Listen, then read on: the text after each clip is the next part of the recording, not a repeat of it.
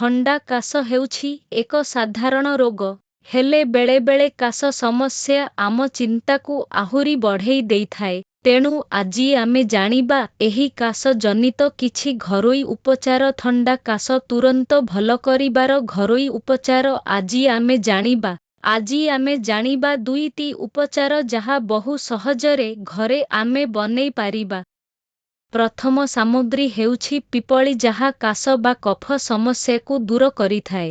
ଏଥିରେ କିଛି ଏପରି ଗୁଣ ଅଛି ଯାହା କାଶ ବା ଛାତିରେ ଜମିଥିବା କଫକୁ ତୁରନ୍ତ ସମୂଳେ ନାଶ କରିଥାଏ। ପିପଳିକୁ ଆପଣ ବଣିଆ ଦୋକାନରୁ ସଂଗ୍ରହ କରିପାରିବେ। କିଛି ପିପଳି ନିଅନ୍ତୁ ଏବଂ ଏହାକୁ ତାୱାରେ ଅଳ୍ପ ଭାଜି ଦିଅନ୍ତୁ।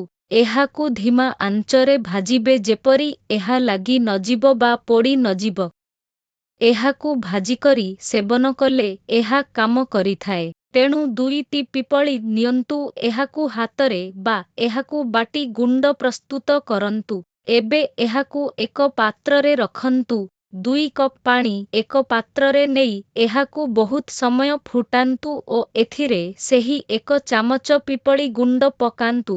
ଏହାକୁ ଫୁଟାଇବା ପରେ ଯେପରି ଏହା 1 କପ୍ ପାଣି ହୋଇଯିବ, ଏହାକୁ ସେପରି ଗରମ ଗରମ ଛାଣନ୍ତୁ ଓ ଏହିପରି ଭାବରେ ସେବନ କରନ୍ତୁ, ଅର୍ଥାତ୍ ଏହା ଗରମ ଚା ଭଳି ଏହାକୁ ସେବନ କରନ୍ତୁ।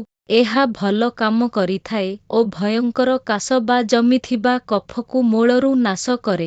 ଏହା ସେବନ ଦ୍ୱାରା ଜମିଥିବା କଫ ଝାଡ଼ା ବା ମଳ ଦ୍ୱାରା ବାହାରକୁ ବାହାରିଯାଏ। 2ଟି ଅଦା ଖଣ୍ଡକୁ ବ୍ରେତ କରି ଏହାକୁ ଗୁଣ୍ଡ କରନ୍ତୁ ଏବଂ ଏକ ସଫା କପଡ଼ା ସାହାଯ୍ୟରେ ଏହାର ରସ ବାହାର କରନ୍ତୁ। ବଳି ଯାଇଥିବା ଅଦାକୁ ଆପଣ ଚା ବନେଇ ପାଇଁ ରଖିପାରିବେ। 1 ଚାମଚ ମହୁ ନିଅନ୍ତୁ। 1 ଚାମଚ ପିପଳିରେ 1 ଚାମଚ ମହୁ ଏବଂ 1 ଚାମଚ ଅଦା ରସ ମିଶାନ୍ତୁ। ଏହାକୁ ଆପଣ ଦିନକୁ 3 ଥର ଅର୍ଥାତ୍ ସକାଳ, ଦ୍ୱିପହର ଏବଂ ସନ୍ଧ୍ୟା ସମୟରେ ସେବନ କରିପାରିବେ।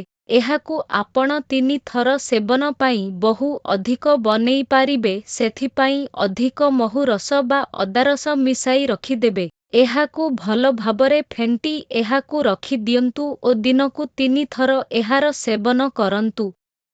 ଏହା ସହିତ ଯଦି ଆପଣଙ୍କ ଗଳା ଫୁଲିଛି ତେବେ ଆପଣ ଲୁଣ ଆଉ ଗରମ ପାଣିରେ କୁଳି କରିପାରିବେ।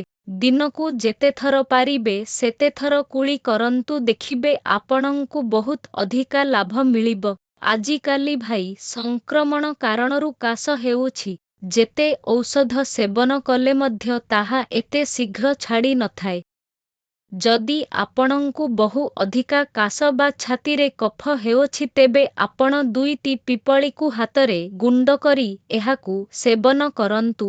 ଏହାର ସ୍ୱାଦ ଠିକ୍ ନ ଲାଗୁଥିଲେ ଏଥିରେ 1 ଚାମଚ ମହୁ ମିଶାନ୍ତୁ, ହେଲେ ବିନା ମହୁରେ ଏହା ବହୁତ ଅଧିକା କାମ କରିଥାଏ। ତେଣୁ ଏହାକୁ ଖାଲିରେ ସେବନ କରନ୍ତୁ। ଦେଖିବେ ଆପଣଙ୍କର ଭୟଙ୍କର କଫ ଯାହା ଛାତିରେ ଜମୁଛି ଏହା ମଳ ଦ୍ୱାରା ବାହାରକୁ ବାହାରି ଆସିବ। ଏହାକୁ ନିଶ୍ଚୟ ପ୍ରୟୋଗ କରନ୍ତୁ ଏବଂ ଦେଖିବେ ବହୁ ଜଲଦି ଆପଣ ଉପଶମ ପାଇବେ। ଆପଣଙ୍କୁ ପସନ୍ଦ ଆସିଥିଲେ ଲାଇକ୍ କରି ଦିଅନ୍ତୁ, ମତାମତ ଜଣାନ୍ତୁ ଓ ଅନ୍ୟମାନଙ୍କ ସହ ସେୟାର କରନ୍ତୁ।